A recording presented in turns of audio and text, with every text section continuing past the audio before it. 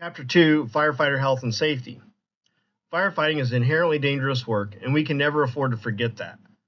OSHA actually describes it as ultra hazardous. We operate in toxic atmospheres that can injure us immediately or not show their harm to us until years later.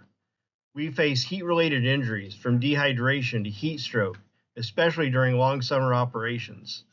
Driving accidents remain one of the leading causes of firefighter fatalities, both responding to and returning from calls. We work in and around buildings that can collapse without warning. We're exposed to diseases through patient care and contaminated environments. And at times, we face violence from the very people we're trying to help. These risks are real, and they're present on every shift. Recognizing them and respecting them is the foundation of staying alive in this job. On average, about 100 firefighters die each year in the United States. Believe it or not, that number is considered the acceptable target, the level of loss we've historically tolerated as normal in this profession. In 2016, 69 firefighters died in line of duty deaths, and we called that a great year. When you break down the numbers, the picture becomes even clearer.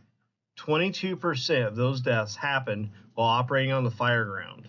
25% occurred just riding in a truck, responding to and from calls. 14% happened during training. These aren't rare freak events. They're the predictable outcomes of a dangerous job. Understanding where the risks actually are is the first step in reducing them. In that same year, 2016, we recorded about 62,000 firefighter injuries. Yes, 62,000. And remember, those are only the reported injuries. The real number is almost certainly double that, because many firefighters don't report minor injuries, near misses, or anything they can just walk off. When we look at where these injuries happen, the pattern is clear. 39% occurred while operating on the fire ground, 14% happened during training, and 8% happened just riding in the truck. And the reason that number is low is because not many people survive those crashes, and we end up with a fatality instead of an injury to report. These numbers aren't abstract. They're a reminder that every part of this job carries risk, and every part demands discipline, awareness, and respect for safety. So how do we prevent these deaths and injuries? Well, simple. It starts with training. And I mean training, training, training, and then more training. Repetition builds competence, and competence helps keep you alive. Next is situational awareness, knowing what's happening around you, what's changing, and what could go wrong. We have to fight complacency every single day because the moment you think a task is routine is the moment it can hurt you. Report near misses. Those are warnings, and if we ignore them, we'll repeat them. And above all, rely on teamwork. No one survives this job alone. Avoid freelancing. Stay within the plan, stay within your assignment, and stay connected to your crew. These habits are what keep us from becoming a part of the statistics. Your direct part in preventing injuries and line of duty deaths starts with one simple principle: put your safety first. You cannot help anyone if you're broken, sick, or exhausted. Stay healthy, eat right, work out, build strength, endurance, and resilience so your body can handle the demands of this job. Above all, this may seem silly, hydration. Hydration is not optional in the fire service. It affects your performance, your decision making, your heat tolerance, and your long-term health all the way down to the cellular level. Taking care of yourself isn't selfish. It's part of the job because your crew depends on you to show up ready, capable, and safe. Heart disease remains one of the leading causes of death among firefighters. The physical stress of the job, combined with heat, exertion, and long-term exposure to toxins, puts us at higher risk than the general population. The good news is that a healthy lifestyle can significantly reduce that risk.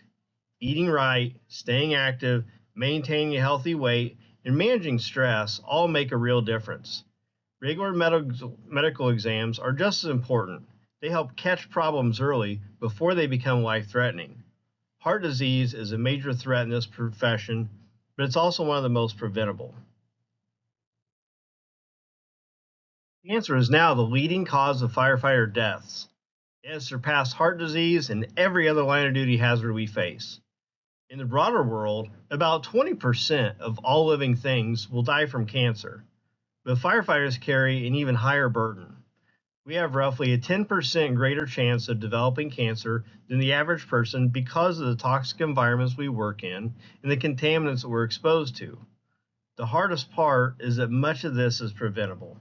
Proper decon, clean gear, clean cabs, SCBA use from the start to finish, and regular medical screenings dramatically reduce your risk. Cancer is the new enemy in the fire service, and the choices you make on every call determine how much exposure you carry into the rest of your life. Cancer prevention starts with the choices you make every single day. Wear your gear properly, all of it, every time. There's nothing cool about dying.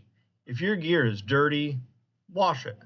Contaminated gear is not a badge of honor, it's a health hazard. And again, still nothing cool about dying. And finally, stop using tobacco products. It's stupid. Just quit. Tobacco multiplies your cancer risk, destroys your cardiovascular system, and shortens your career and your life. Protect yourself, wear your gear, keep it clean, and cut out the habits that are killing firefighters faster than fire ever has. Mental health is just as real and just as important as physical safety in this job. Incident stress can be cumulative. It builds over time, even when you think you've handled each call just fine. Some people cope better than others, and some people simply hide it better than others.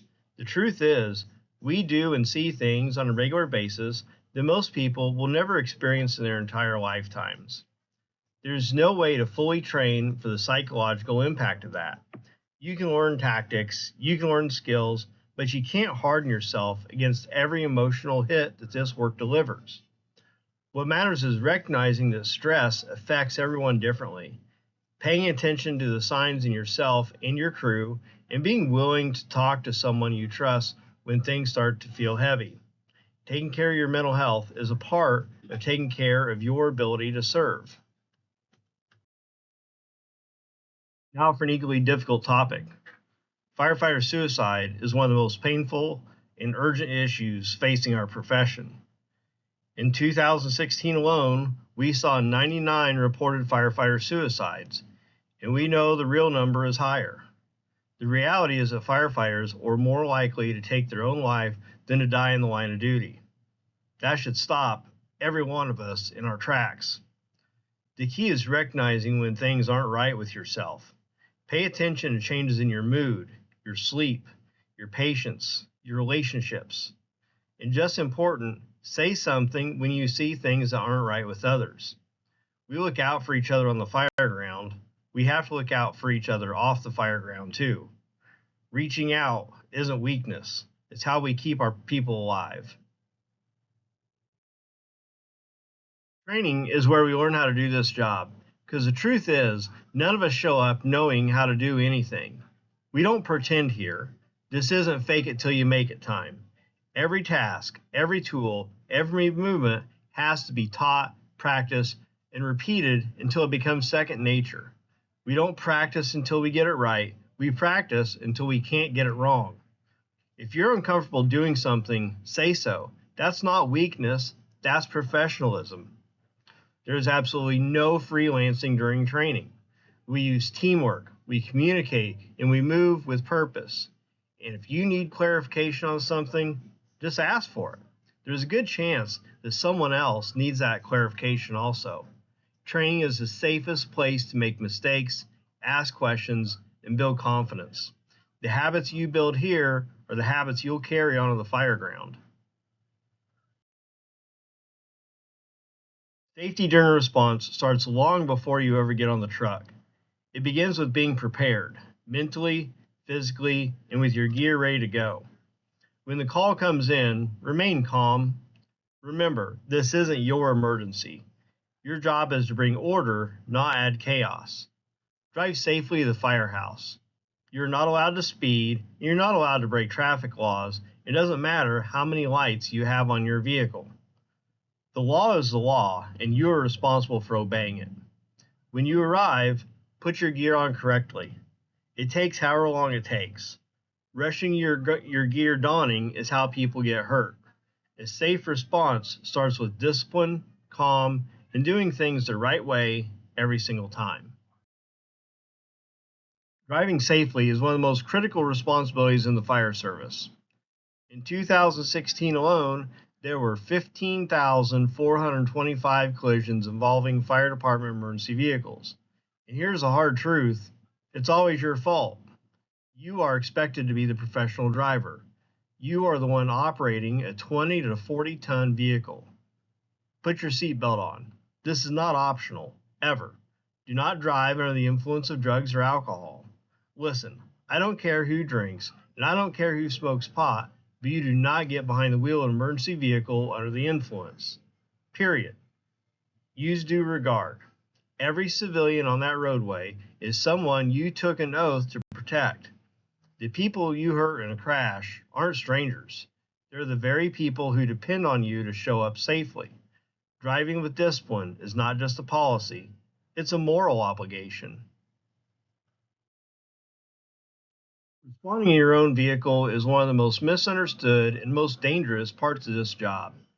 The rules vary by department, so the first thing you do is check your department's SOPs and get explicit permission. Then check with your insurance, because if you're not covered, you are taking a massive personal risk. Blue lights are not authority, they are a request for the right of way. You are not entitled to anything at all. You are still a civilian vehicle in traffic, and everyone else has zero obligation to move for you. And remember this, what might have been a normal fender bender becomes a felony if you are negligent while responding to an emergency. Your intent doesn't matter. Your lights don't matter. The law will treat you as someone who chose to drive with urgency and caused harm. If you respond POV, you do it with discipline, with caution, and with full understanding of the legal and moral responsibility that you are carrying.